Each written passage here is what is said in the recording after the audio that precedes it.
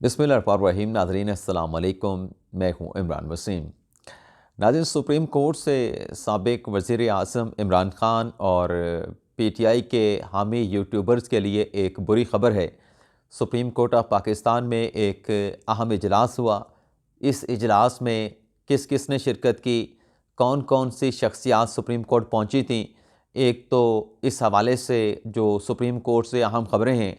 उनकी तफसीलात आप नाज़रीन की खिदमत में पेश करेंगे। इसके अलावा नाज़रीन, आज शाह महमूद कुरैशी साहब को गिरफ़्तार किया गया, लेकिन इस बड़ी गिरफ़्तारी के बाद एक और बड़ी गिरफ़्तारी हुई है। और ये गिरफ़्तारी किसकी है, किसको गिरफ़्तार किया गया है, किस जुर्म में गिरफ़्तार किया गया है, इसकी डिटेल भी आपके साथ हम शेयर करेंगे। और इसके अलावा हमारे वीलॉग की जो दीगर अहम ख़बरें हैं उनकी तफसीलात भी आप नाज़रीन की खिदमत में पेश करेंगे। तो पहली ख़बर से गुफ्तगू का आगाज़ करते हैं।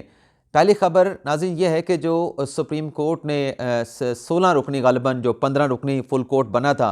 जिसमें प्रैक्टिस एंड प्रोसीजर केस की समाअत हुई थी, और चंद समाअतों के बाद पार्लिमान का बनाया हुआ जो कानून था प्रैक्टिस एंड प्रोसीजर के नाम से, उसे सुप्रीम कोर्ट ने 10-5 की शरह से बरकरार रखा था। अब उस रोज़ सुप्रीम कोर्ट ने मुख्तसर फ़ैसला सुनाया था।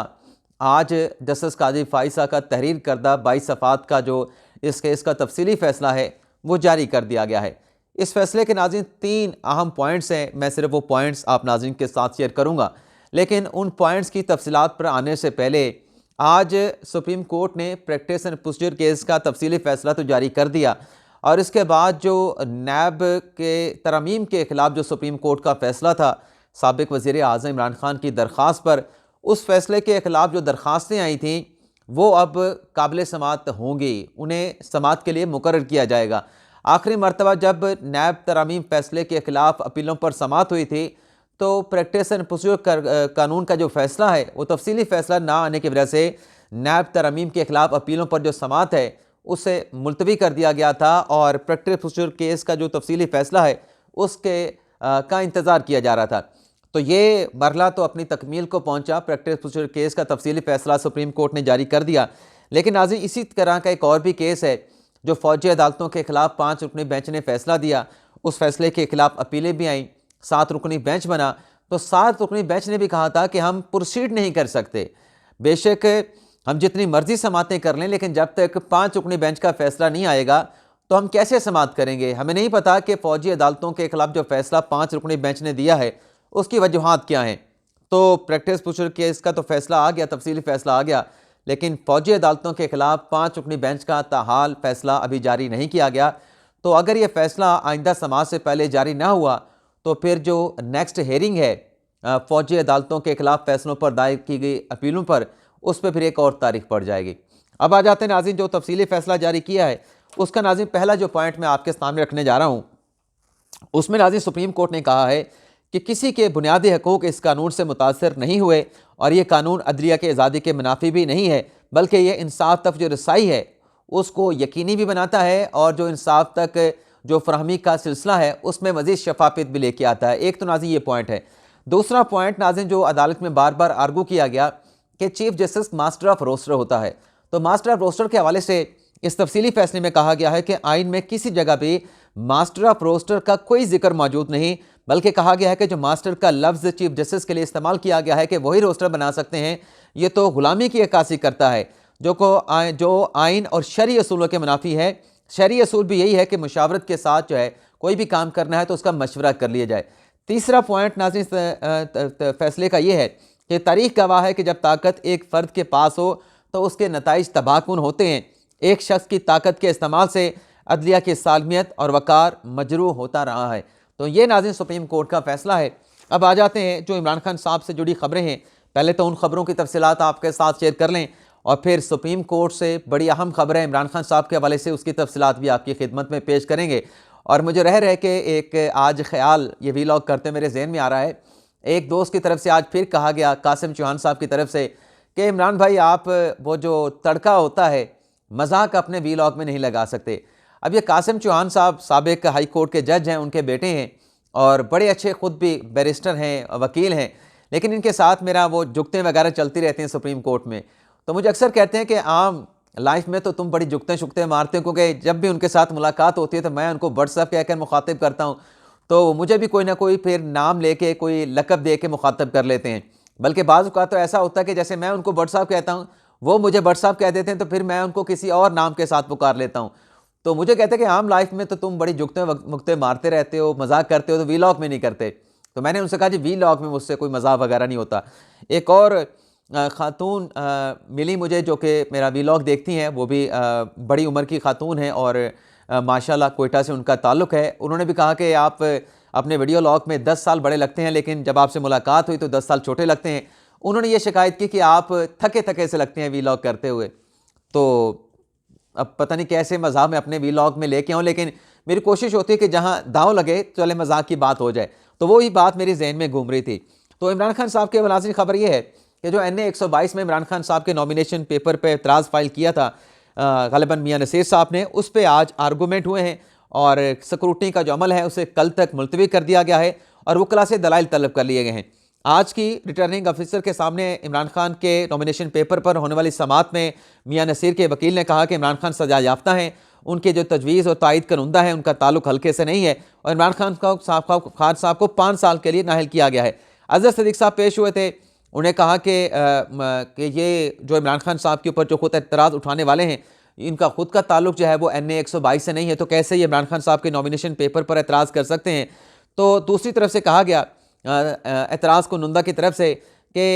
जो भी कैंडिडेट इलेक्शन लड़ना चाहता है उसका तजवीज़ और तायद कुनुंदा हल्के से होना ज़रूरी है और साथ में कहा कि इमरान खान के पेपर रिजेक्ट किया जाए। इमरान खान के दस्तखत भी नॉमिनेशन पेपर पर मौजूद नहीं है। अजहर सदीक ने कहा कि अगर इमरान खान के सिग्नेचर पे किसी को एतराज़ है तो फिर यहाँ पे इमरान खान को बुला के उनके सिग्नेचर की तस्दीक कर ली जाए। लेकिन रिटर्निंग अफसर ने अजहर सदीक साहब से पूछा कि यहाँ पे जो एक आर्गूमेंट लिया गया है कि इमरान खान 5 साल के लिए नाअहल हैं, तो रिटर्निंग अफसर को कहा गया कि ये फैसला नाअहली का हमने चैलेंज कर रखा है लाहौर हाई कोर्ट में। तो आर्य ने पूछा कि क्या लाहौर हाई कोर्ट ने कोई हुक्म इम्तना जारी किया है, आपके हक़ में नाअहली के हवाले से कोई फ़ैसला दिया है। तो अजहर सदीक साहब ने एतराफ़ किया कि फ़िलहाल लाहौर हाई कोर्ट ने हमारे हक़ में जो नाअहली है इमरान खान साहब की, हमारे हक़ में कोई फ़ैसला भी नहीं दिया, उस नाअहली को हाई कोर्ट ने सस्पेंड भी नहीं किया। तो कल तक इस केस के ऊपर जो आर्गूमेंट हैं वो कल देने के लिए दोबारा वकला को तलब किया गया है। इसके अलावा आज अडयाला जेल में अडयाला जेल में इमरान खान के तोशा खाना और 190 मिलियन पाउंड नैब केस की समात थी, उसमें आज ज़मानत दरखास्तों के ऊपर लतीफ़ खोसा और नैब के वकील सरदार मुजफ्फर बासी साहब मौजूद थे। लेकिन आज इस केस में ज़मानत दरखास्तों के ऊपर दलाइल मुकम्मल नहीं हो सके और कल तक इस केस की समात को मुलतवी कर दिया गया। और यह भी रिपोर्ट हुआ है कि दोनों रेफरेंसेस जो 190 मिलियन पाउंड का है या फिर तोशा खाना का है, उसकी नकुल भी मुल्ज़मान में तकसीम ना हो सकी हैं। इसके अलावा जो साइफर का केस है उसमें 2 अहम डेवलपमेंट्स हुई हैं। एक तो आज जज साहब दस्तयाब नहीं थे, अबुल हसन जुल्करनैन साहब, और इस केस की समात को फिर जुमे तक मुलतवी कर दिया गया है। कल इस्लामाबाद हाई कोर्ट में साइफर केस की बड़ी अहम समात होने जा रही है, जो इसमें इन कैमरा समात करने का जज अबुल हसन जुल्करनैन साहब ने प्रोसिक्यूशन की दरख्वास्त पर फैसला किया था, उसको चैलेंज किया गया था। इंट्रा कोर्ट अपील में अपना साइफर खसूसी अदालत के फैसले के खिलाफ अपील में चैलेंज किया गया था। तो जस्टिस मियां गुल हसन औरंगज़ेब कल इस केस की समात भी करने जा रहे हैं। लेकिन आज एक और दरख्वास्त भी जज अबुल हसन जुल्करनैन साहब को जुडिशल कम्प्लेक्स में दी गई कि चूँकि इमरान खान साहब ने इलेक्शन लड़ना है और इलेक्शन लड़ने के लिए जो सुप्रीम कोर्ट अपने इलेक्शन कमीशन के अपने कोड ऑफ कंडक्ट हैं उसके मुताबिक एक अकाउंट खुलवाना हर हल्के के लिए जहां से आपने इलेक्शन लड़ना है वो ज़रूरी है, ताकि उस अकाउंट से जो कैंडिडेट होगा वो अपने जो एक्सपेंडिचर हैं इलेक्शन कैंपेन के वो वहाँ से करेगा, वहाँ पे अमाउंट जो है वो रखी जाएगी। तो इस पर कहा गया कि जो बैंक का स्टाफ है उसको हमने लेके जाना है अडयाला जेल में और इमरान खान साहब के अकाउंट्स की बायोमेट्रिक वेरिफिकेशन करानी है। तो जज साहब ने अबुल हसन जुल्करनैन साहब ने इजाज़त दे दी कि बैंक का स्टाफ जाए, इमरान खान साहब की वहाँ पर बायोमेट्रिक वेरिफिकेशन करवाई जा सकती है, जो कि आज बैंक के स्टाफ ने जाके इमरान खान साहब की बायोमेट्रिक वेरिफिकेशन वहाँ से करवा ली है। शाह महमूद कुरैशी साहब को आज 9 मई के केस में गिरफ्तार किया गया। उनकी गिरफ्तारी के बाद नाजरीन एक और गिरफ्तारी हुई है और ये नाजरीन है NA 161 से जो PTI के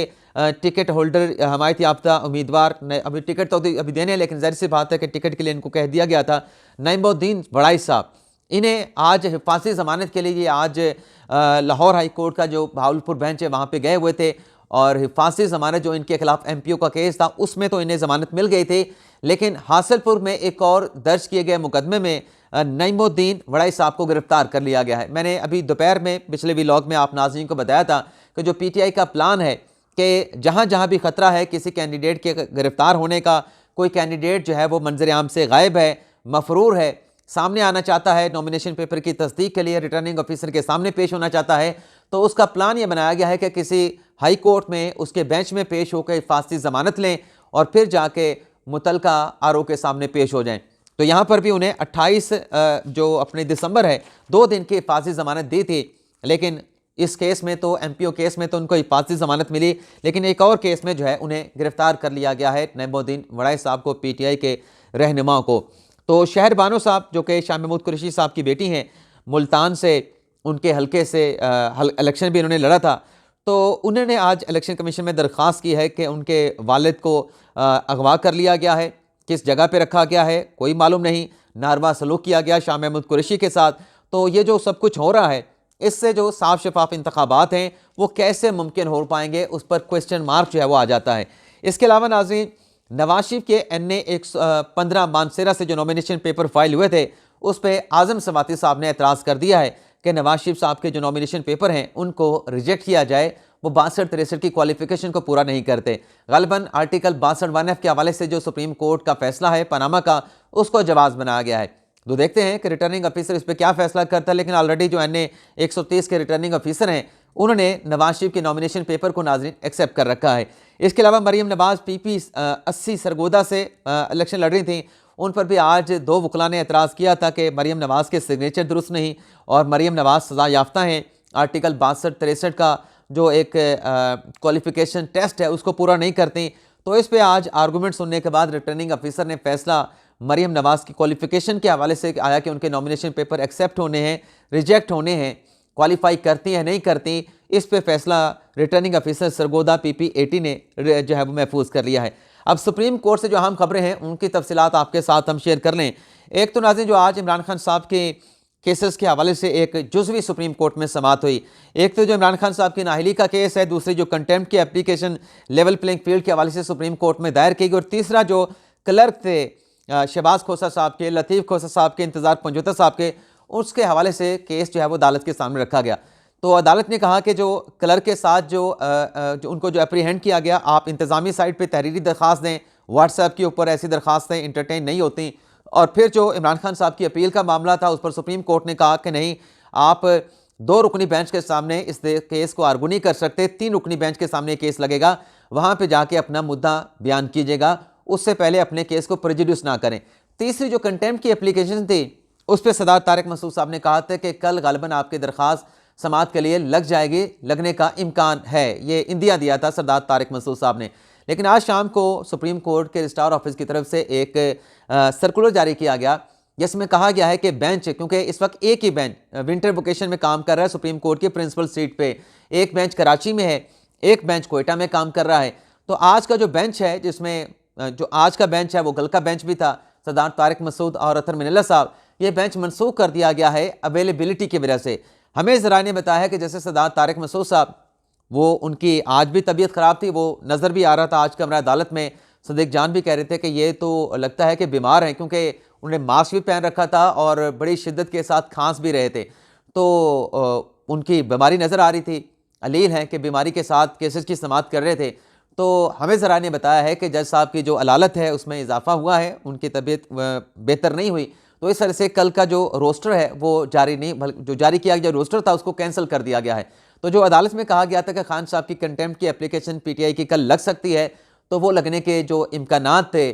वो भी ख़त्म हो गए, क्योंकि पूरी की पूरी काजलिस कल की मनसूख कर दी गई है। देखते हैं परसों इस हवाले से क्या होता है। लेकिन नाज़रीन, एक हंगामी इजलास या एक अहम इजलास भी सुप्रीम कोर्ट में हुआ है, और ये रजिस्ट्रार जो सुप्रीम कोर्ट हैं जजीला सलीम साहबा, उनके ऑफिस में 3 अफसरान गए थे। कल ये डेवलपमेंट हुई थी, और इसमें नाज़रीन जो अफसरान गए थे उनमें एक जो DIG हैं इस्लामाबाद के अवैस साहब वो थे, और इसके साथ साथ जो SSP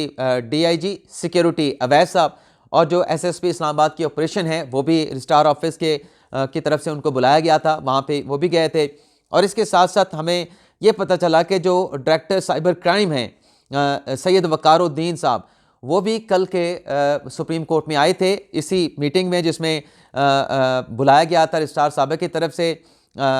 DIG सिक्योरिटी को और SSP ऑपरेशन को, वहीं पे डायरेक्टर साइबर क्राइम को भी बुलाया गया था। तो हमने जो अपने ज़राए से पता करने की कोशिश की, जो हमें कुछ थोड़ा बहुत मालूम हुआ, वसूख के साथ नहीं लेकिन जो इन्फॉर्मेशन मिली है वो आपके साथ हम शेयर कर देते हैं। उसमें एक तो ये कहा गया कि जो पुलिस के, इस्लामाबाद पुलिस के अफसरान पेश हुए हैं, DIG सिक्योरिटी और SSP ऑपरेशन गालिबन ज़ीशान साहब हैं, उनको कहा गया है कि सुप्रीम कोर्ट की जो सिक्योरिटी है, इस वक्त जो इलेक्शन के मामला चले हैं, तो सुप्रीम कोर्ट की जो सिक्योरिटी है उसको मज़ीद बेफअफ यानी मज़ीद बेहतर बनाने की ज़रूरत है। तो उनसे तो सुप्रीम कोर्ट की सिक्योरिटी के हवाले से बात हुई है, लेकिन जो डायरेक्टर साइबर क्राइम पेश हुए हैं इसके हवाले से मैंने ख़ुद भी भरपूर कोशिश की और मैंने हमारे FI के बीट करने वाले एक और साफ़ी से भी कहा कि वो भी पता चलाएं, तो हमें कोई बात पता चल नहीं पाई, क्योंकि सिक्योरिटी का जो मामला है वो तो इस्लामाबाद पुलिस ने देखना है। तो FIA को किस लिए बुलाया गया था? FIA के जो डायरेक्टर हैं साइबर क्राइम के सैयद वकारुद्दीन, जो कि माजी में SSP ऑपरेशन रह चुके हैं इस्लामाबाद पुलिस के, DIG भी इस्लामाबाद पुलिस के रह चुके हैं। तो हमें जो इस मीटिंग से जो डायरेक्टर साइबर क्राइम वहाँ पे गए हैं, तो उससे जो हमें वाइब्स मिलती है कि कहीं कोई ऐसी डायरेक्शन या जो पिछले दिनों जो एक रिपोर्ट तहकीकाती इदारों की जारी हुई कि काजी फाइसा के खिलाफ जो कैंपेन चली है उसमें एक ख़ास सियासी जमात के, एक मखसूस सियासी जमात के यूट्यूबर इन्वॉल्व थे। तो गालिबन कहीं ये FIA के जो डायरेक्टर थे वो कोई रिपोर्ट देने तो नहीं गए थे, कोई कंसेंट लेने तो नहीं गए थे, या इनसे किसी किस्म की कार्रवाई करने का अपने तय करने का तो नहीं कहा गया, क्योंकि कुछ रोज़ पहले भी, कुछ हफ्ते पहले भी इस किस्म की वाइब सुप्रीम कोर्ट में थी कि गालिबन कुछ यूट्यूबर्स के हवाले से कार्रवाई होने जा रही है या FIA के एंड पे ऐसी कार्रवाई की जाएगी, लेकिन उसकी भी तस्दीक नहीं हो सकी थी। लेकिन अब पहली मरतबा ये देखा गया है कि डायरेक्टर जो साइबर क्राइम हैं सैयद वकारुद्दीन, वो सुप्रीम कोर्ट में आए हैं और उनकी सुप्रीम कोर्ट के रजिस्ट्रार साहब से मुलाकात हुई है। लेकिन क्या मामला डिस्कस हुए हैं इस हवाले से हतमी तौर पे कुछ नहीं कहा जा सकता, लेकिन मेरा अपना ये अंदाज़ा है कि ये डायरेक्टर साइबर क्राइम का सुप्रीम कोर्ट में आना, ये जो